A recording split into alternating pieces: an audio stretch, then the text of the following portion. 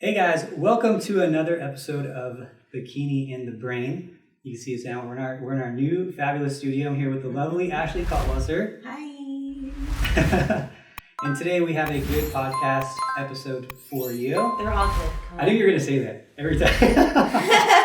If we have a bad one, we have to at least admit it one day. This is a bad one. I know we should start it off one day. Today we have the not so good. We have a meh. User fall off rate is like instant. Meh podcast. Yeah. So work with us through the sound details. We are trying to figure out this new studio and whatnot.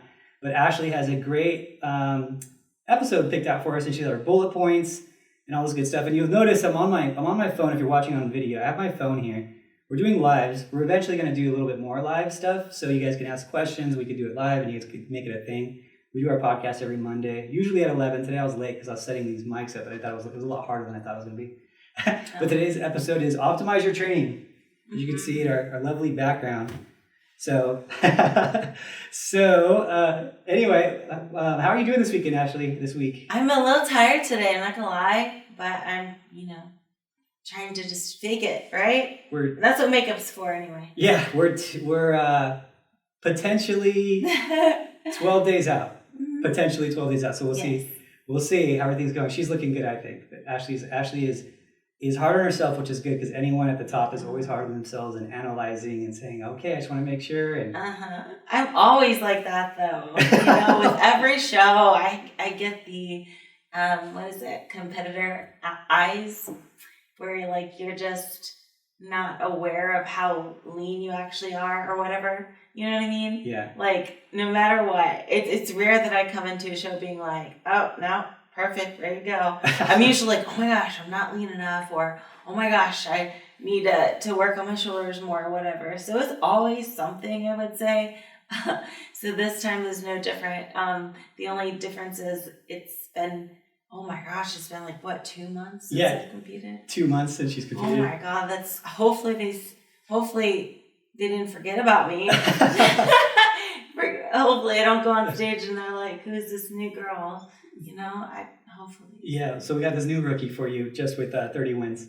So, no, but it's a good thing that we're going into this year, starting the year, because we are talking about optimizing your training, which is awesome because that's what you've pretty much been a master of, optimizing your training, not only for results, but for fun and longevity too, which is, I feel like there's very few people who can talk about the longevity of this and what can you do to make sure that you are not just getting results and looking good once, but how to do it on and on again. And that's the important thing that most people I think forget about, is they'll do whatever they have to do to get ready for a show, and then after that they fall off.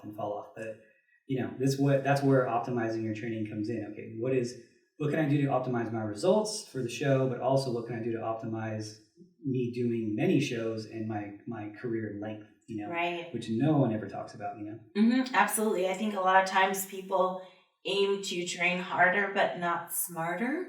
So I think that definitely creates this cycle of them dropping off because they're trying so hard. I know, because I always bring this up to you and you're like, Ashley, you're the hardest worker I know. And I'm more like, I don't know, because there's girls out there that's training for hours and doing hours of cardio.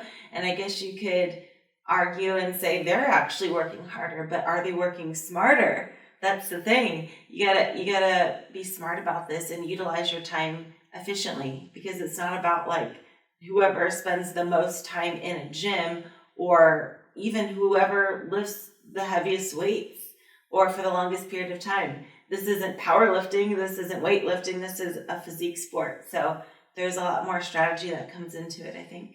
Yeah, I think you're dead on the money there with that. And it's funny because people will work out and they'll wear it like a badge of honor. They're like, I'm in the gym 3 hours a day, I'm kicking ass. I'm like, if you're in the gym 3 hours a day, you're probably not kicking ass while you're there, because if you were kicking ass, you'd last an hour. You know what I mean? So it's I think that's a good thing about optimizing your training and how you do things, which is definitely more of the, I guess how would I say this? it's less like watching you train would be less entertaining than the guys who are like throwing weights around and like, you know, are getting the views, right? They're the guys that you're going to watch work out and like get like when you watch Dorian Yates work out or Branch Warren work out, Ronnie Coleman, you'd like watch those videos and you'd go to the gym and you're like, man, like I don't give anything. Like, no, there's no grunts here. You'd leave that and you like watch their videos and like go to the gym and like a whole different person. But then you realize like more times than not when you see these top guys, there's some few exceptions like those guys that I mentioned, right? There's some few exceptions, but more times than not, they're just like feeling the muscle and squeezing the muscle and feeling through each rep. And when I started working with more higher level bikini competitors, I realized that was a super, super common thing. Yes. You know, like, because when I was younger growing up, it was all bodybuilding. It was like, okay, watch Ronnie Coleman Dorian Yates, drop set, heavy weight, spot, assisted reps, this, that. And then you started working with more like bikini competitors and you're like, oh, like these girls are really feeling the muscle. That was like a, 10-year ago lesson I started learning about like feeling the muscle and optimizing each rep. And that's something that you do a lot of. Yeah, definitely. Mind to muscle connection, you hear that term being thrown out a lot, but that's exactly what it is. Being very focused and concentrating on what muscle you're supposed to be working rather than just throwing around weights and slamming the weights and grunting. You know what I mean? So, in fact, I really like to concentrate on my muscles that I'm working, even to the point where I don't even listen to music when I work out. I don't know if you noticed. Yeah. I don't do it because it distracts me. Like, it distracts me away from what I'm trying to accomplish in the gym. However, on the opposite end of things, when I'm doing cardio, I will listen to music because I don't want to think about it. Luckily for cardio, like let's say I'm on a treadmill or a stop mill, I don't want to think about it and the machine does the thinking for me. I just have to keep up with it. Does that make sense? So I'm very focused in the gym on like, what muscle am I working? Am I feeling it in the right area? Am I squeezing? Or am I just going through the motions? Because I never want to get to a point where I'm just going through the motions. Unfortunately, it does happen sometime if you're distracted or you're not focused that day. I find a lot of times that is a big issue with girls is like, or anybody, is that they are just going through the motions. Maybe it's a plan they've been on for a long time. So they're kind of in the habit a little too much to where they're just going through the motions. But are you feeling it? Are you concentrating? Are you squeezing? Yeah, and I think that's you bring up a good point there, like the going through the motions thing, because and I don't care like how hardcore you are or how whatever you are in bodybuilding, but you're going to go through periods where you just kind of, I don't say you don't want to be in the gym, but you're not motivated while you're at the gym. And I've been through that. Like personally, like I've worked out. I remember there was a time I worked out every single day. There wasn't a day off I took. It was either from 13 to 21 or 14 to 21. And I wore that like a badge of honor. I was like, I'll never take a day off. Like I was trying, like it pained me because I was going on this how long I could go for type of thing. Mm-hmm. And then, but as I got older and, now I take days off and stuff now. I realized that there's just times where I go to the gym and I'm just going through the motions. And I just leave the gym. I'm like, this is a stupid workout. Like, it's not like I'm in my head. I'm not feeling it in the gym. There's no point in me being here. I'm not creating any stimulus whatsoever. I'm really just like here, because I feel like I have to be. That's really it. And so when I'm in that type of zone, I try to change things up in a way where I'm motivated to be there, whether it's a totally different workout or whether I focus on a different goal. So like, you seem to do really well with that stuff, though. I don't know if it's just the competitions that keep you motivated so often, because you're kind of a weird scenario because people are really motivated when they have a time-based deadline, but you always have a time-based deadline for like years. So I don't know if that's part of it or. I think so, because I get more motivated if I know something is coming up. You know what I mean? That's definitely a thing. I don't doubt that whatsoever. But I don't know.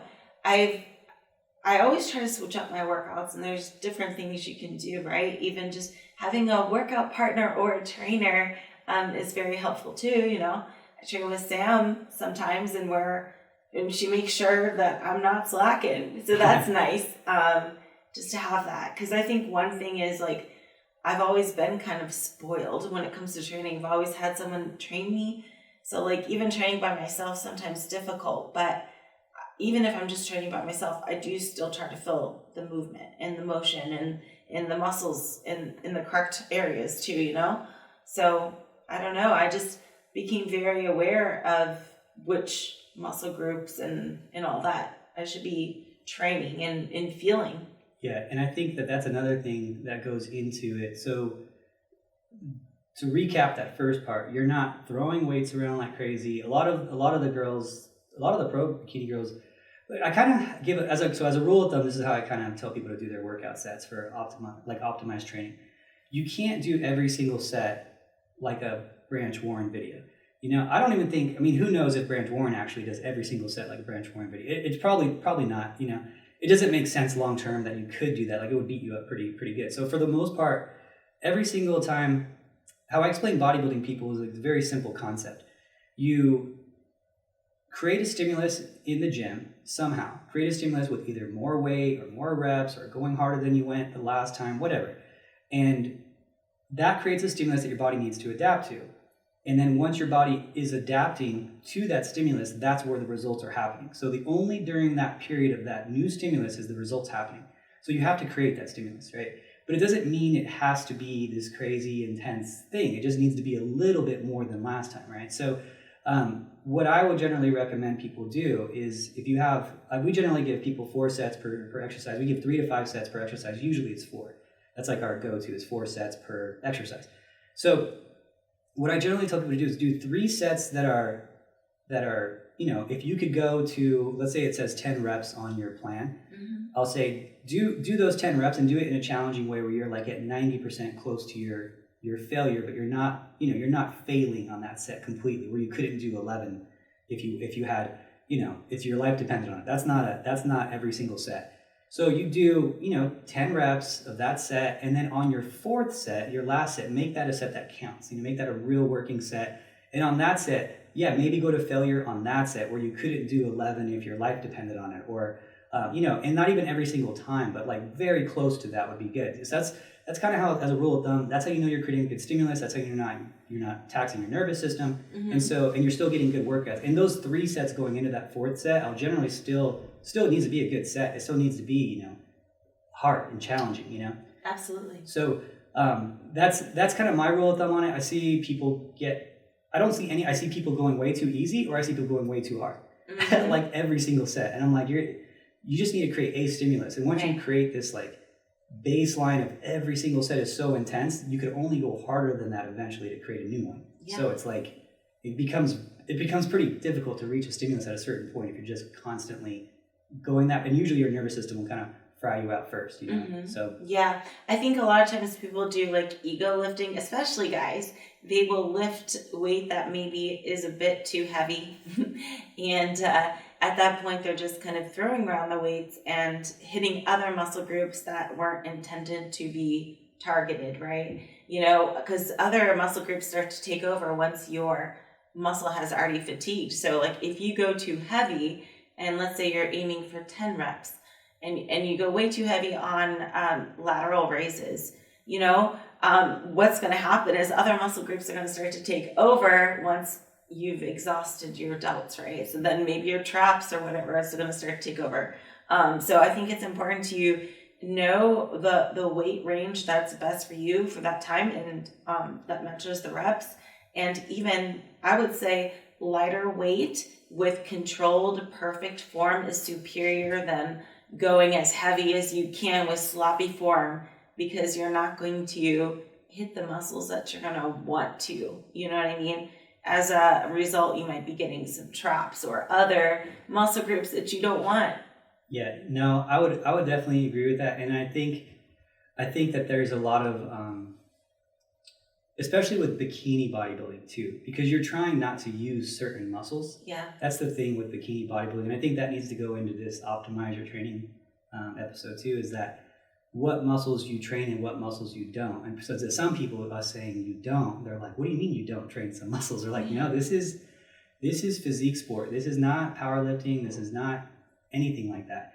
And people get very kind of shocked by it, you know, when we tell them that. But here's the thing with bikini. So with powerlifting, strength training, if you're doing a barbell curl, right, and you're using a little bit sloppy form, and let's say your first 6 reps are really good, and then the last 4 are, kind of, you're using some swing to it, like that's okay. Nothing wrong with that, and on some exercises, even for bikini or whatever, it's not necessarily terrible that you're doing that. It's not gonna, you're not gonna get hurt. We're not talking about you doing that with a squat. You doing that with squat's a bad idea. Right. But doing it with barbell curl, whatever, no problem. But do understand if you're bikini and you're sculpting your physique, once you start incorporating other muscle groups, might not be the muscle groups you want to incorporate. Right. You might be lifting more traps at that point. You might be doing things so isolation for bikini sculpting is way different than almost every other division where you're not allowed to have certain things, So for bodybuilding, whatever, just lift the weight, and you isolate as hard as you can the first 6 reps, and then the last 4, if it goes to your traps a little bit, cool, you got extra trap work this week. Yeah. It's not a thing, But with bikini, it is different. There is that difference to it. So it's kind of like you're squeezing and feeling a lot, but you are still lifting hard, and then you're still very much isolating the target muscle groups. And I think one of the things that people really freak out about when we talk about with your training is that, you don't train chest. Sometimes you don't train back, and I don't think people get that. I don't train abs, I don't train calves, I don't train neck, I don't train forearms. There's a lot that I don't train. Yeah. But yeah, I think everyone will have I'm not going to say everyone. There's a lot of people that have like muscle groups that either genetically they're already there and they're going to overpower your physique at that point, or that for their division isn't desirable. A great example would be even quads for bikini.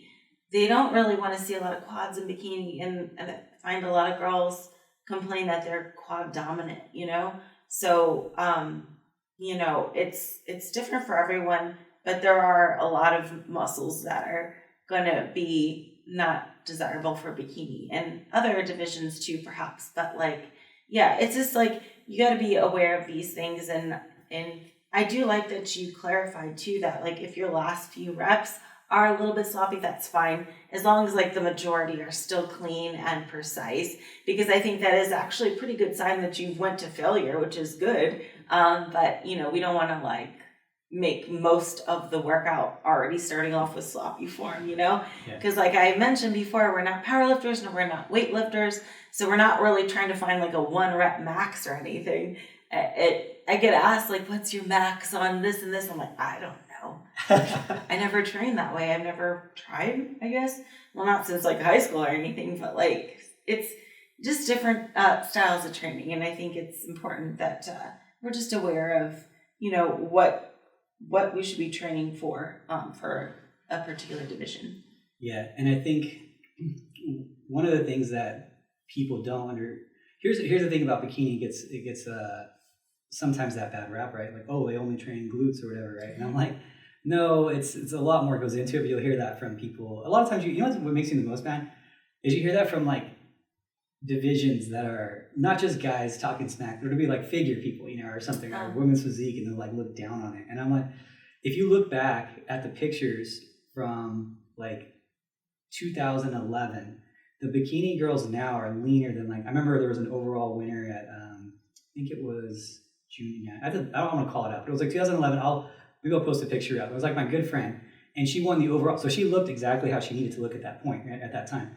But nowadays, bikini is right there where women's physique was winning in the overall in 2011, right? It was it's definitely leaner than they were. So I'm well, you guys weren't saying anything then, right? But bikini now is leaner, and in some areas, just as muscular. I'll have to reference that picture again, but it was she was a good friend of mine.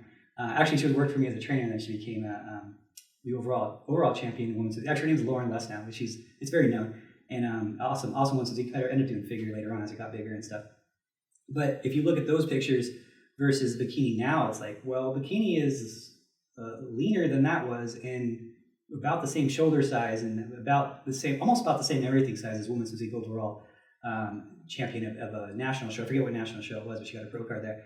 And so here's the thing: it's not that they're not working out their back or chest for some of these girls. Maybe it's their back, their chest, their quads for some of these girls. And they're not just not working out the rest of the time. No, what they're doing is they're prioritizing their workouts and optimizing their frequency.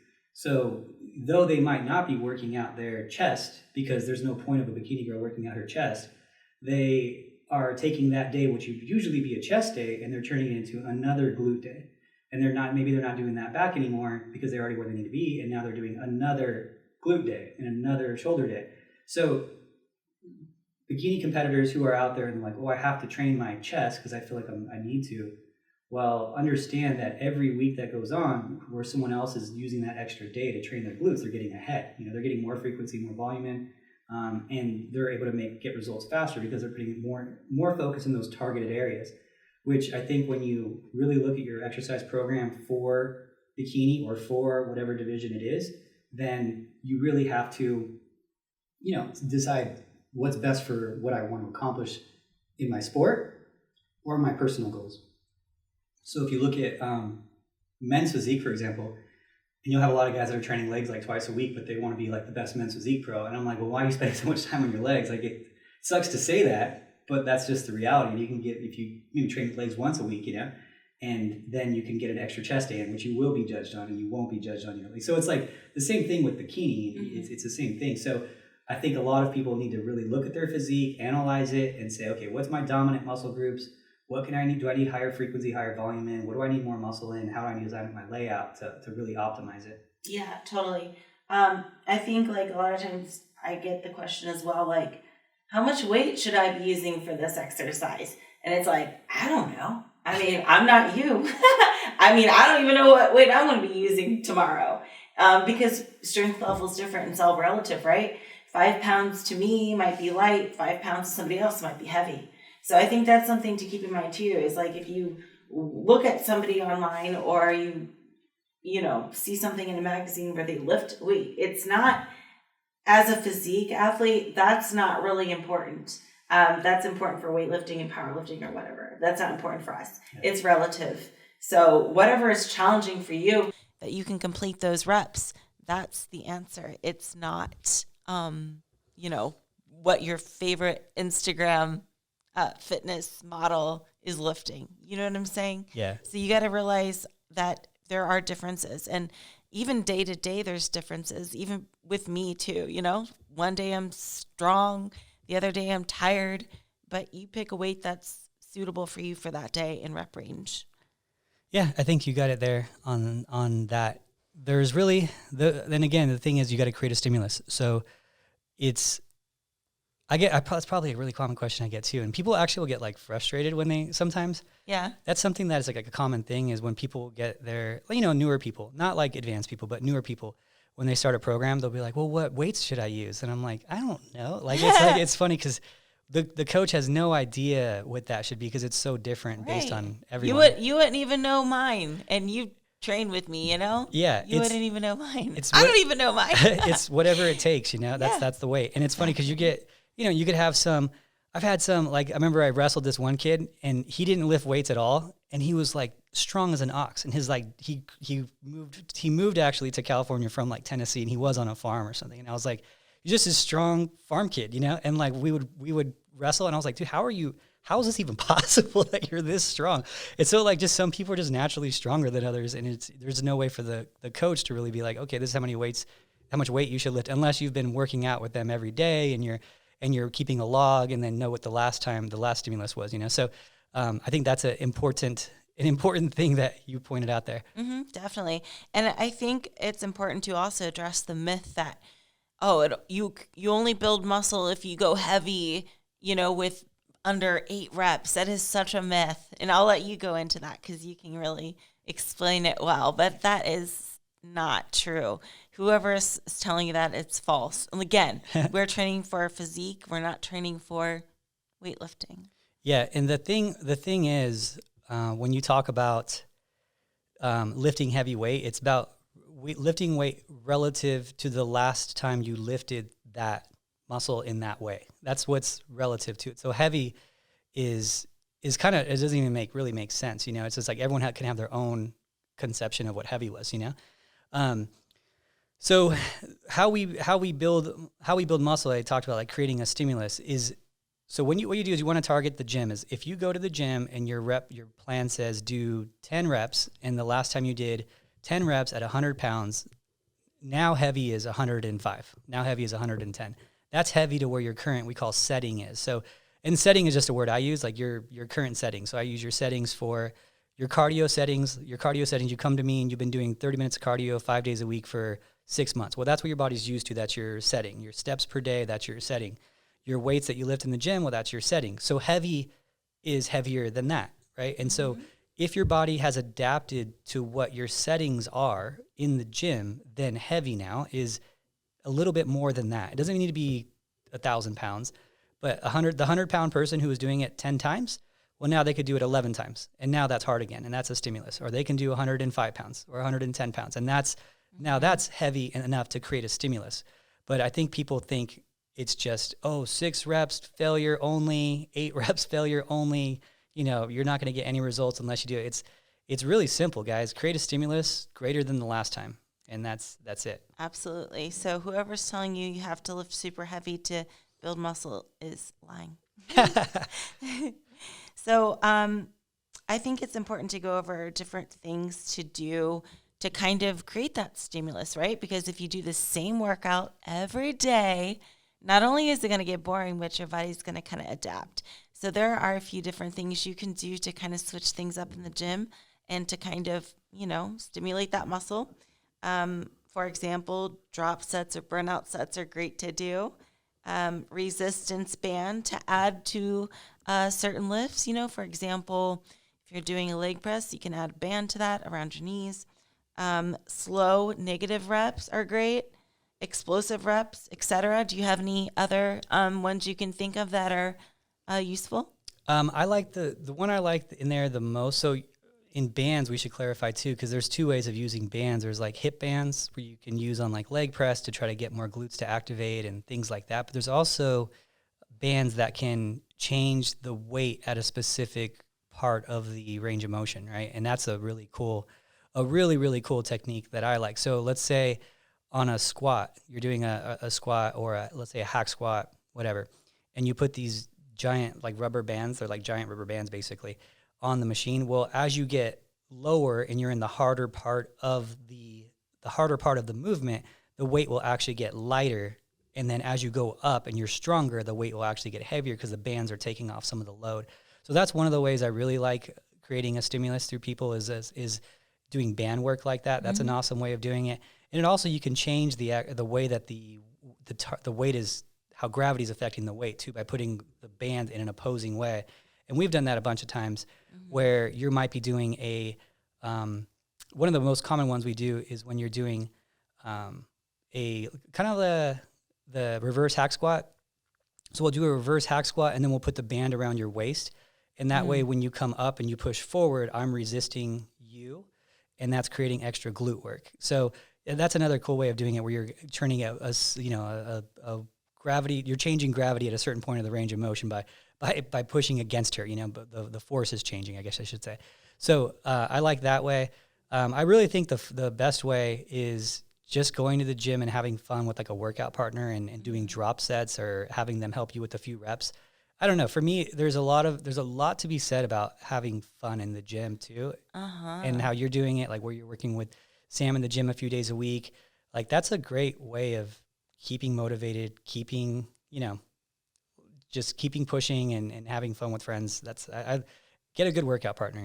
Absolutely. It definitely makes it seem less of a task. I don't dread going to the gym. It's like, I'm going to have fun. And it's great because it's definitely keeping me in the gym and not at home. And I think that is definitely something I would contribute to me, just being like all the time on it. Just like, just, always in shape. And it keeps you on a schedule. It keeps everything, routine, especially with us, routine's very important. It's really hard to slack when someone's pushing you. Absolutely. So, trying to think of anything else with optimizing your training. I would say also unilateral training is great. If you don't know what that is, it's like single arm or single leg exercises. And it's great because, most of us have at least some sort of muscle imbalance, which means one side is typically stronger than the other. For example, maybe, since you're right-handed, your right forearm is going to be stronger than your left. But especially with us athletes, that can also translate into legs and arms and shoulders and glutes even. So unilateral training definitely helps even out any imbalances, and it prevents injury too.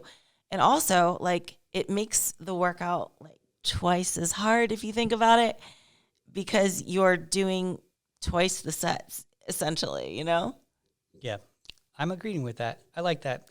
I think that you've now increased your intensity, and it has been a big help with Sam. I think that what people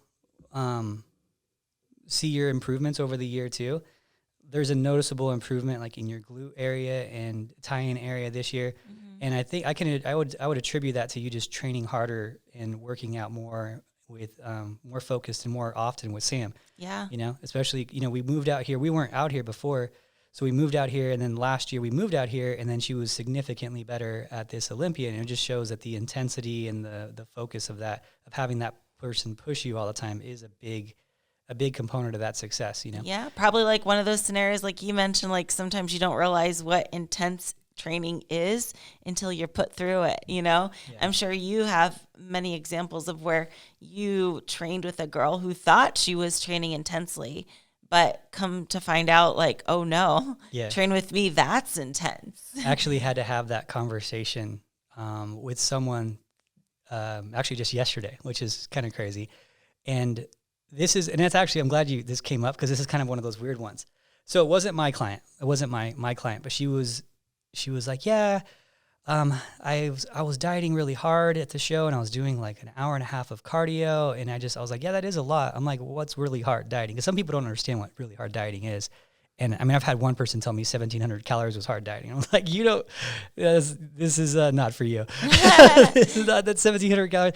I've had 220-pound bodybuilder friends do, 1,700. I think Chris Bumstead said he was dieting at like 1,500 going to this Olympia. He's like, what is he, 230 or something? Whoa. Yeah, it's something crazy like that, because he needed to like make weight, and and he wasn't complaining at all.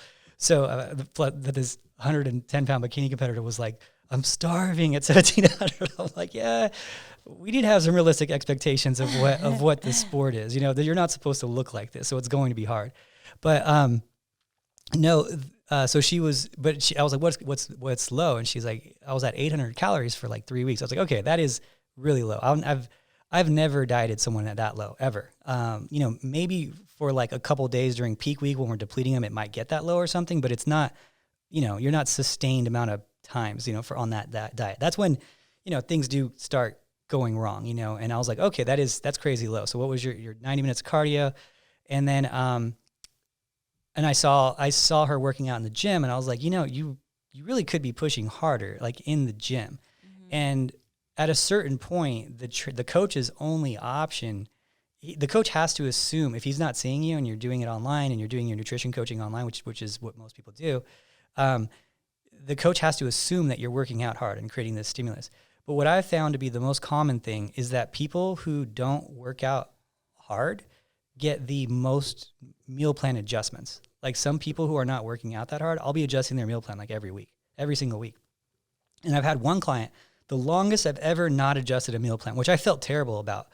I think he was like at 9 weeks where I just didn't adjust it. And I like felt bad about it. I was like, dude, I'm not even doing anything. Like I feel bad that I'm not adjusting your meal plan. I ended up giving him more time because I felt bad about it. But because usually it's like 2 weeks, 3 weeks we'll adjust a meal plan. But I saw him work out in the gym, and I was like, oh, like it clicked for me. I was like, he works out so hard that like his body is not adapting as fast as someone who's like barely going through the motion. I don't know if, that's not a science thing. It's just what I see on my stuff, on my check-ins and whatnot. And so shout out to Stuart Texera, who was my client for like 6 years. Huge. Stuart. And he went through this huge weight loss, and he lost like, I want to say like 150 pounds or something crazy. And then just intensity just never fell off. Like it's just crazy. And it was crazy. His meal plans just didn't need to change. It was like and I went to the gym and I saw him, and it's funny. He's one of these guys, and I have a few of them. These guys that like I used to be in better shape than them. Neil was here this weekend too. Now he's a men's physique pro. And I was like, remember when I used to be in better shape than you? I used to be like lift heavier than you. And then they like just keep going and going and progressing and progressing.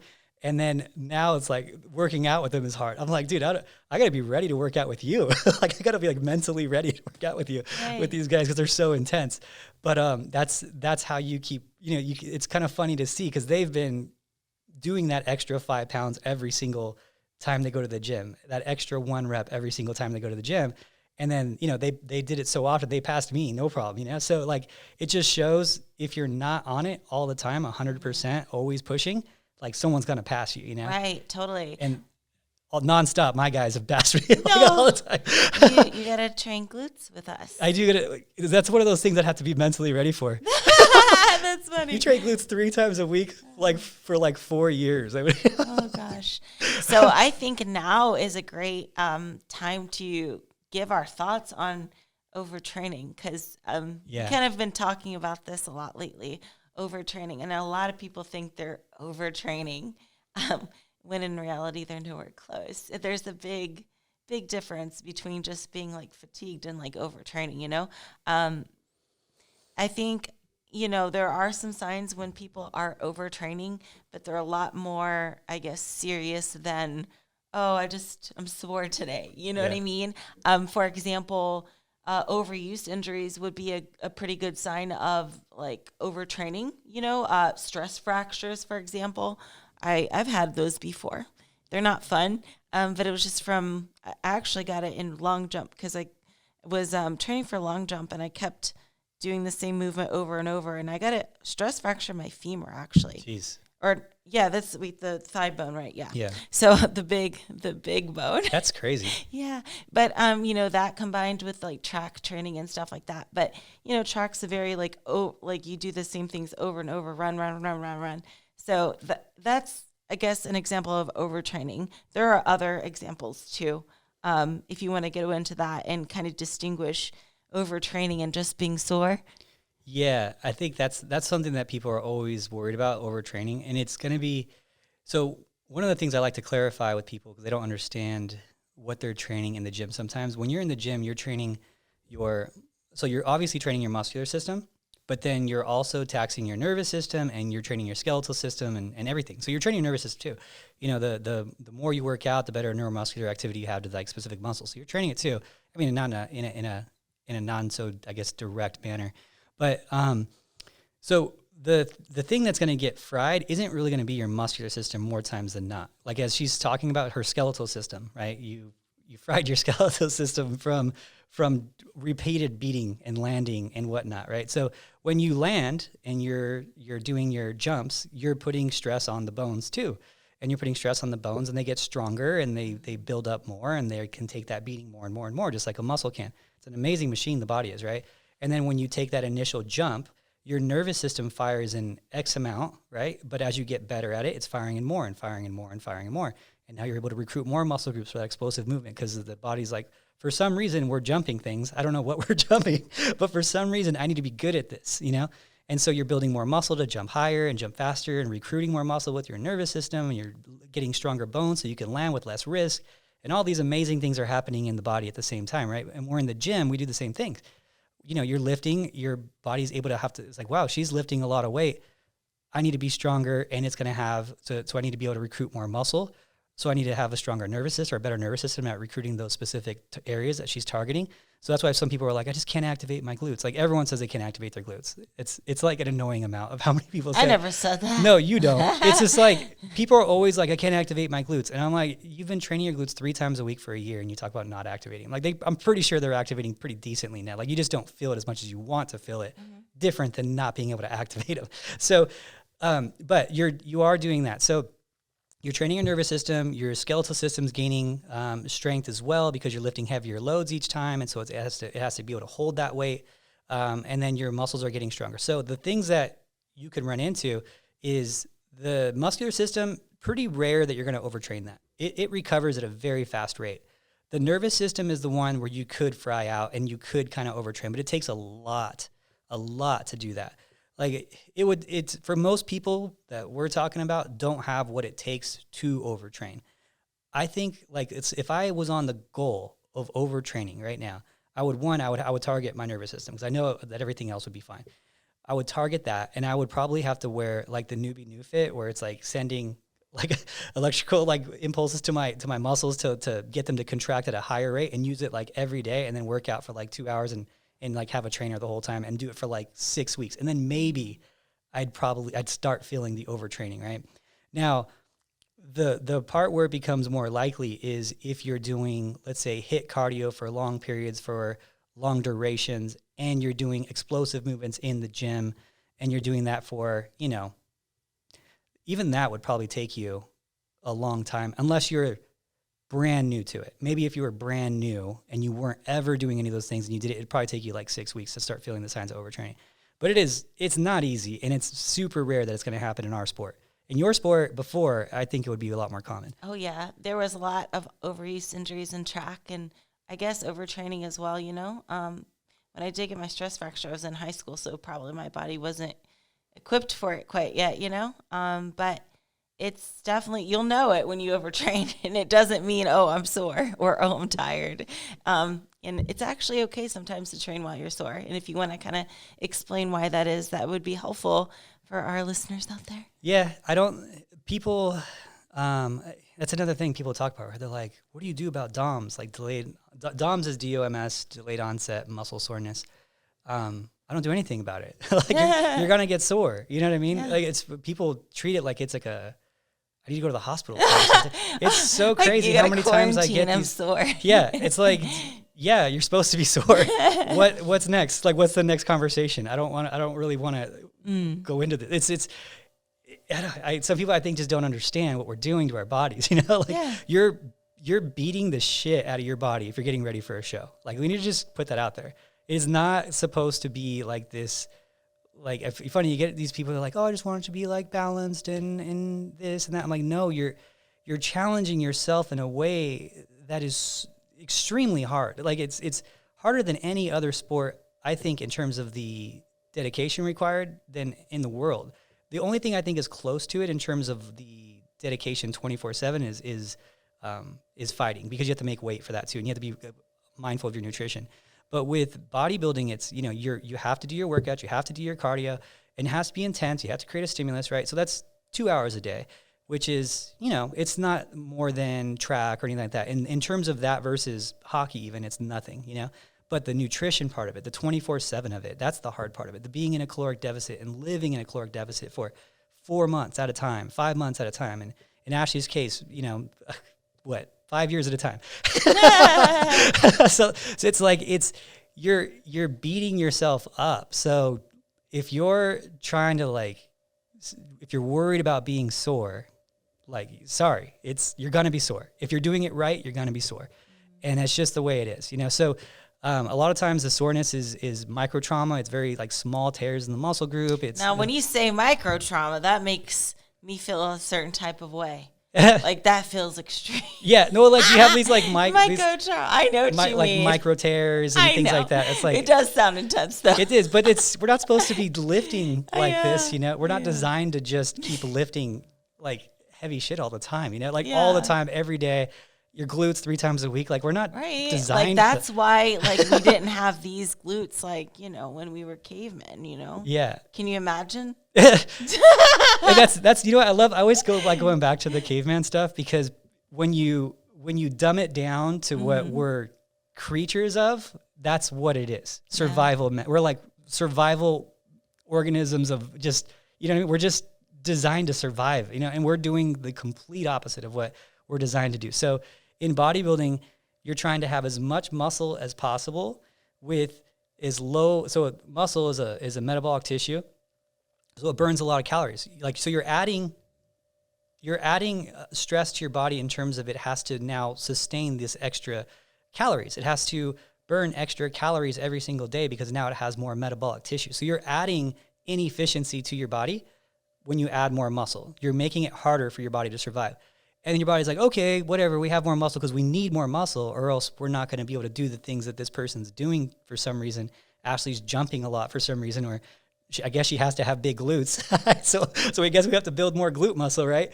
And so the body doesn't know; it's just responding to what you're doing, right? It's like, I guess I need more muscle, so I guess I'm gonna do that. I need more energy now to build this more muscle and sustain it, and make sure that she doesn't get hurt when she does this. That's what the body's just thinking in terms of, being prepared for the next thing that she's gonna do to me. And then the body's like, okay, well, I still need a lot of fat because I need to survive and I need to have energy reserves in case we're in the cave again, in this caveman, right? And there's no, a winter comes or the buffalo are gone for 6 months or something, right? Back, I know, poor buffalo. They used to roam the earth, roam the United States like crazy. They're not anymore. But so the body's like, okay, I need energy reserves. So it needs to store fat. But what we're doing is like, no, body, we need you to be inefficient and burn the most amount of calories and have the most metabolic tissue. And we need you to be more susceptible and have the lowest amount of fat. And somehow I need you to be okay with this. And I need you to work with me, not against me.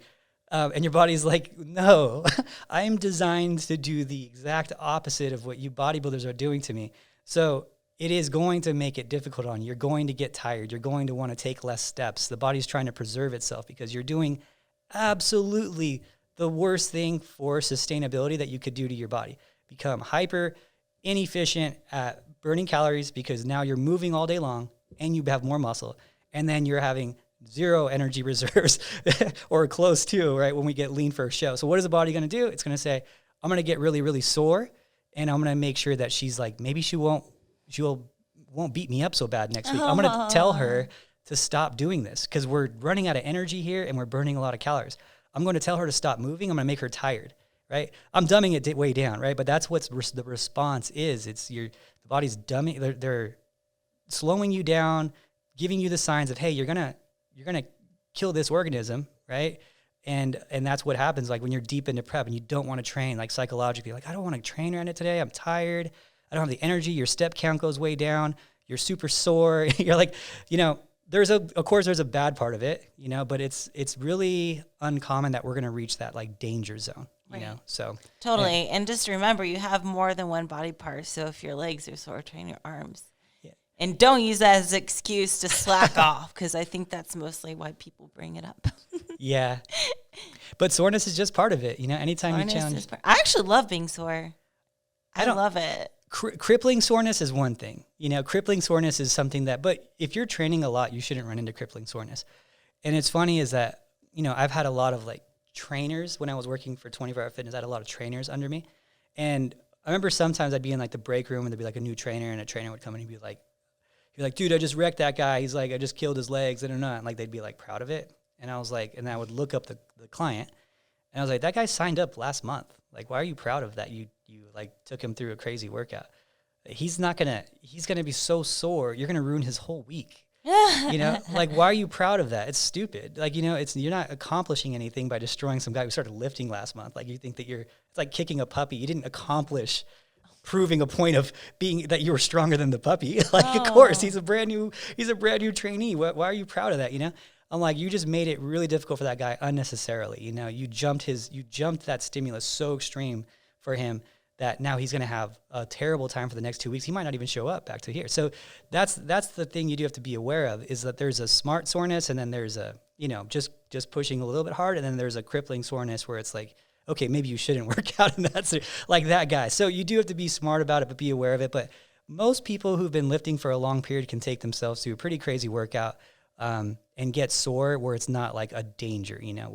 I guess as a rule of thumb, I'd say is like if you've been training hard for 6 months and then you train with your trainer at that point, and you're training like once a week on legs and you're really sore for like 3-4 days, I don't think that's a bad thing. I probably wouldn't train again in 2 days, but that would be a scenario where I'd be like, all right, in that scenario, train in 5 days, that type of thing. So, but just being smart about the soreness, the difference of just being tender and being crippling sore. Like, you can figure that out, I don't think I've been that sore in a long time because I'm used to it. But yeah, I think I've remembered a few of those times. The kind where it's like, I'm so sore that like I can't tie my shoe, Yeah, and that's, maybe we went too far there, but it's pretty rare, and it's just people are really feeling a little tender, and then they're like, oh, I got DOMS, I'm so sore, I shouldn't work out again. And I'm like, I saw you work out last time. Like, you're fine. Yeah. So like if it's an advanced person, if it's a beginner, it's totally different because they really do need to give themselves some time to come back. Totally. Yeah. So anyway, that was my TED talk on really it's funny because me and you are both the same way, but we're always surrounded by people that are the same way too, which is more of the like old school attitude of like suck it up and like, hey, it doesn't work unless you work. Like it's you're gonna get what you deserve type of attitude, and we're not in the we're not soft in that way, But what's funny is that everyone here is like that, Everyone here is like, I guess that's just our mentality of our like coaches here. We're like, right, work hard. You picked some good ones. Yeah. We don't have anyone soft here where it's like, oh, well, this is just, it should be this, it should be that. We're like, no, you get what you deserve. Like, that's the attitude here. Yeah. It's like, you're going to work and you're going to get everything that you earned in the gym, but you will get nothing more. Nothing else will be handed to you. We're just like, and it's just funny because sometimes we're so surrounded by it that we sometimes don't think of like, I don't at least, of like the outside world, they don't see it that way sometimes. Right. And I'm like, I come off as like too hardcore, but that's the truth. I think sometimes I come off as like very unrelatable, especially in the diet department, But, I think in the future, I want to do a podcast, saying I have my flaws too. It's hard for me in some aspects too, but it's gotten a lot easier throughout the years kind of thing. So, but just so you know, I do work hard and sometimes I get sore too. I push through it though, Yeah. Not as sore as I used to get in the beginning, but it does happen. It does. I do use you as an example to some of the other pros too. And you're good. I do like having you. Well, obviously I love having you on the team, but for that reason is another thing that you don't see, that I use that as like a tool as well. And I say, hey, this is the standard. Like, that's the standard. If you're wanting to, because people will be like, I want to be one day they always say, I want to be your next Ashley. I want to be your next Ashley. And I'm like, cool. But do you see what she does? That's the standard. That's what it takes. Like, it's just like any other sport. People are working 24/7, 365. Michael Jordan was working since he was a baby, basically at being the best he could be. Kobe Bryant, same thing, the best he can be. And for some reason in our sport, we have this attitude, some people have this attitude of, well, I'm going to work really hard 16 weeks. And then it's off season. And, well, it's the off season. So, of course, I'm going to, slack off on my workouts, gain 20 pounds, this and that. And I'm like, you're the same person that's expecting to be my next Ashley. That's what you want. That's what you're saying you want for your goal.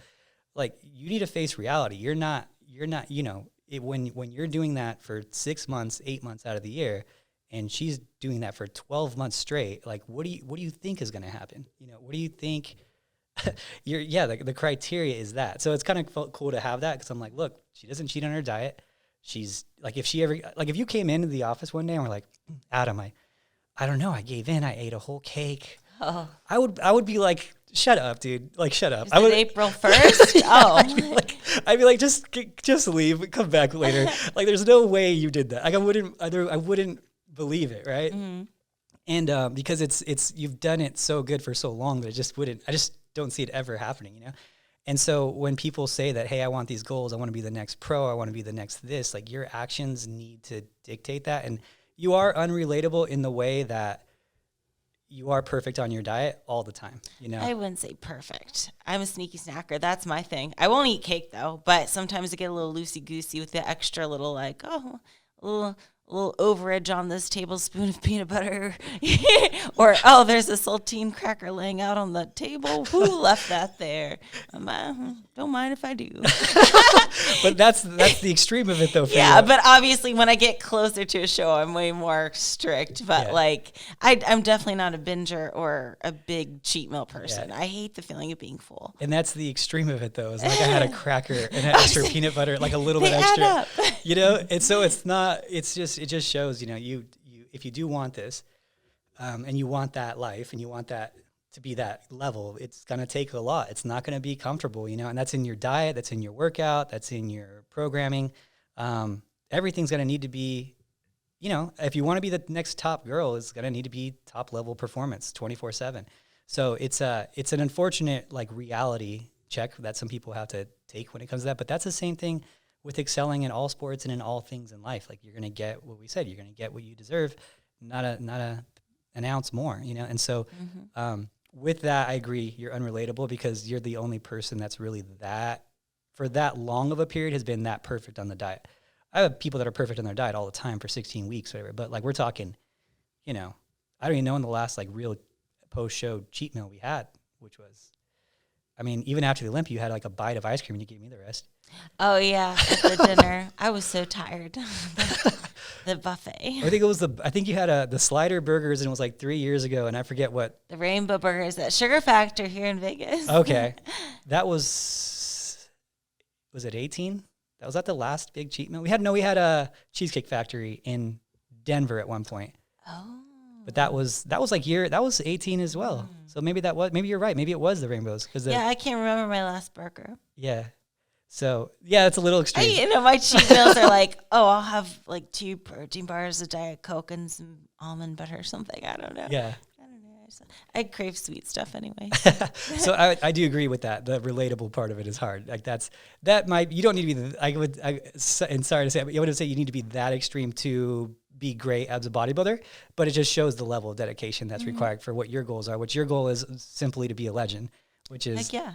It's just a cool goal because people say it, but the actions rarely line up with that. You know, yours actually line up with that. Oh yeah, we got a lot of talkers, but not a lot of walkers. Yeah, people like to talk the talk. Yeah, I think that this podcast, the Optimize Your Training, is like perfect for you on that because you do optimize everything about not just your training, but your life and your food and all that, and it's pretty admirable. It creates a good baseline for people that say, okay, I really do want this. I want to dedicate myself to it. And that's the criteria I need to hold myself to and try to get to one day, you know, if that's what they really want. And if you just want to do one show or do a transformation, I'm all for that. I think that it's great. I love doing transformations. When someone comes to me and they're like, I want to lose 80 pounds and just do a transformation, I'm so on that. I'm on board with that, you know, because more times than not, when I prep people for shows, it's you take someone who's already in good shape, you get them in better shape, and then they go back to already in good shape, right? So you're not like changing the world with that as a coach. It's cool because you challenge yourself and you push yourself and you kind of fight against other coaches with who's going to win, and that's like where the fun part of it is. But it's not like you didn't change that person's life completely, right? Unless they're winning like Olympias and stuff like that or getting pro cards and whatnot. But when you have someone who's a transformation client, and they lose 80 pounds and they never wanted to go to the pool before and they haven't been in the pool in 10 years and, you know, they're not all of a sudden they're confident and doing a photo shoot, like that's life changing and it's super, super cool. So I don't want to say like come off the wrong way and be like, oh, that's either be like Ashley or you suck. I was like, I love all of it, but you got to be honest with yourself is what I'm saying. Like you got to be honest with yourself. If you just want to do one show and the rest of the time you want to live a more balanced life, great, do that. I think that it's great. I'm on your team with that. I'm on plan with that. But don't come to, you know, me and say I want to be Ashley, and then act like that. You know what I mean? It's and this is what I think is an important thing to talk about too with optimizing your training thing is it does take everything, you know, to be at that ultra high level. So. Absolutely, and don't take any workout for granted. Like they all count. You know, all these workouts eventually over time add up. So, what else we got here today Your on shirt? Optimize? Oh, you like this shirt? Hey guys, I got to at least shout out the shirt. It's too bad the desk is covering it for the YouTube viewers. got this new. Adam, please stand up. Yeah, stand up. This is the best shirt. It says, best Adam ever. Yes. I'm working on it. Exactly. Don't let anybody ever tell you otherwise. Best Adam ever. That's funny. I'm the king of stupid shirts these days. I like it. I've been racking them up. These stupid shirts. They're pretty fun. I'll have to wear one like every podcast episode. Be like my mission. So, is that what we got today? That is what we got. Unless you want to go into, strengthening, maybe a lagging or a weak muscle group. Yes, I think that's important too. And we talked about how Ashley's like lays out her workout program and prioritizes it over certain muscle groups more so than others. Yes, the shoulders get the most attention these days. Yeah, for example, we went through when we analyzed Ash the other day, I don't know, 6 weeks or so ago, 5 weeks, I don't know, something like that. And we said, hey, Ashley likes to work out her legs because it burns the most calories and she gets the most bang for her buck with Sam. And when you work out your legs hard, you don't have to do as much cardio because you're burning a ton of calories with legs. Fair argument. It definitely works that way. The only problem is now Ashley's hamstrings are becoming, obviously it's her strong muscle group. They can start growing pretty quickly. So we were like, oh man, we're going to have to pull back on those a little bit. Because they're almost touching the floor. When I sit down in a chair, and if my back isn't against the chair, sometimes they brush up against the floor. She got her hamstrings pinched in the door because it closed. Yeah, it's becoming a real problem. They enter the room 2 seconds after Ashley does. Yeah. So we had to pull back on the hamstrings, and we're like, okay, now you need to focus more on your arms and shoulders. So we flip the frequency, right? Okay, calorie burning isn't the priority in the workouts on leg days anymore. Even though it still is on the other muscle groups, she can still train her quads a little bit. Luckily, Ashley's quads don't get crazy juicy. I have tiny quads. Yeah. Which is good for bikini. They're ideal. Yeah. So she can do more volume of that. And then, but the thing is, we're like, okay, we need more shoulders and arms. So then we just flip the frequency and it's higher shoulders and arms now. Unfortunately, that's going to generally result in her having to do more cardio because the legs aren't burning, 500 calories a workout with arms. It's not going to be the same. Right. So. Totally. It's like, if you have like a day where you just do arms, to be honest, I don't know how you feel about it, but for me, I feel like I didn't do enough, if that makes sense. Cause I'm like, it's such a small little group of muscles. I'm like, yeah, it's not a high calorie burner. That's exactly. For sure. Yeah. It just makes you feel like, well, I got a great pump, but I didn't like exert myself. Yeah, it's small muscle groups, and a lot of times you're sitting down. I mean, it's really not the best calorie burner. Yeah, I'll do that. Like if I'm not feeling it in the gym, that's usually what I'll do. Yeah, like I'm like, okay, I'll do. And then I think about it. I'm like, I'm doing bicep curls, like preacher curls. I'm sitting down. I'm doing tricep machine extensions. I'm sitting down. I'm doing elevated, like there's this elevated bicep curl. I'm sitting down. I'm like tricep dips. I'm sitting down. Like everything is sitting down. I'm like, I'm really not burning many calories. And then it's a small muscle group on top of it. It's like, yeah, it's not a whole big calorie burner. So that's a day where I'm tired in the gym. It doesn't require a lot of energy. And then that would definitely be like a cardio day. Mm-hmm, definitely. So So what was that I missed on? Did I miss on that, or did I finish that question? Oh, I think you. Oh, prioritizing your muscle groups. Yes. So okay, here's the things that we need to do for prioritizing your format and exercise program. So you either need to have someone with a very experienced eye that can design your program for you or tell you what you need to work on specifically and then kind of prioritize those areas, or do a show. I like it when I do these physique assessments, I do 5 to 10 physique assessments a week people send me pictures of. I do this like physique assessment form. It's like $50 and I do like a whole video assessment for people. And I like when people just did a show and then they send me their show pictures. That's what I like, because when they did a show, I can see what they looked like at the show, what their tie-ins look like that stuff. Versus like off season, you can't really see the tie-ins, what they look like when they're on stage, and it's a little harder to assess.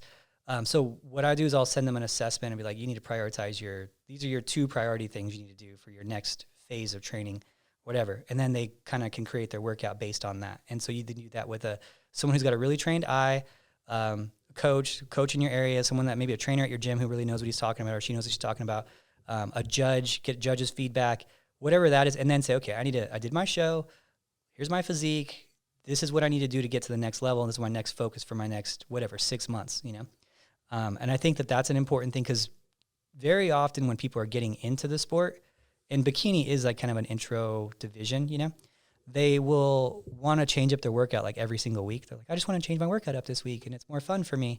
And I'm like, well, the whole fun thing, I'll admit 100% of the CrossFit is way more fun than bodybuilding lifting. Like CrossFit's awesome in terms of like fun, because you're a different workout every day, like a new different workout, a new challenge, a new whatever. But bodybuilding, it's like, oh, I got to focus on my glutes again.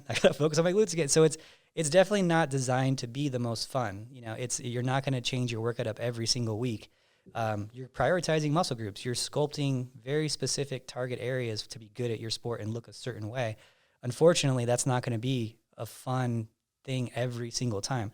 I like working that way, but Some people who are used to like following a new workout every day or like just came from CrossFit, they find it a little boring, you know. Mm-hmm. But that's unfortunately the way it is. I mean, Ashley's been doing the same type of formats for a long time, and you know, a lot of the top pros are like very similar stuff all the time, and yeah, so It is what it is. it is what it is, man. You know, It is what it you know, yeah, you're just funneled. This is the life I chose. You're just funneled down so minimal, you know. You're already, so you have all these different options. You have like strength training, you know, performance like CrossFit performance, whatever, you know, powerlifting, bodybuilding. So you go bodybuilding, and then you okay, here's your divisions: wellness, this, that, and you go bikini. Okay, bikini. So then you funnel that down, and then you funnel it down to what you look like and what you need to prioritize, and you're funneled down to that. And now you're like limited to like very specific exercises, very specific reps, very specific muscle groups, and you're not going to get a huge variance in that because it's funneled down like 4 or 5 different very specific funnels, and then you throw what you need on top of it. Yeah, you're going to be doing a lot of similar things in the gym. It's what it is. It's physique sports, you know? Mm-hmm. So Definitely. yeah. So anyway, I guess with that, we'll leave it. Yes. Yes. And then, so we'll end the podcast here. Thank you guys so much for listening. We appreciate it. And we will talk to you next week. Toodaloo. And then for you guys on online here, thanks if you've been watching the whole time. Thank you very much. I don't know if there's any questions that you want while we have Ashley and me here. So it's Was true. my That's hair life. looking like that the whole time? Gee. I don't know, Ash. Probably, I would assume so. Ashley's not a fan of the headphones on I the never new wear podcast. headphones. She hates headphones. It's okay. I'll get used to it. All right. Anyone else out here? Any questions? No? All right, guys. Well, we'll leave it there. We'll probably do a couple more of these like on lives soon. I think we're going to be going live with the podcast. So anyway. Yeah, once we get the laptop set up, we can do that. Yeah. So anyway, thanks guys for watching so much. We'll talk to you later.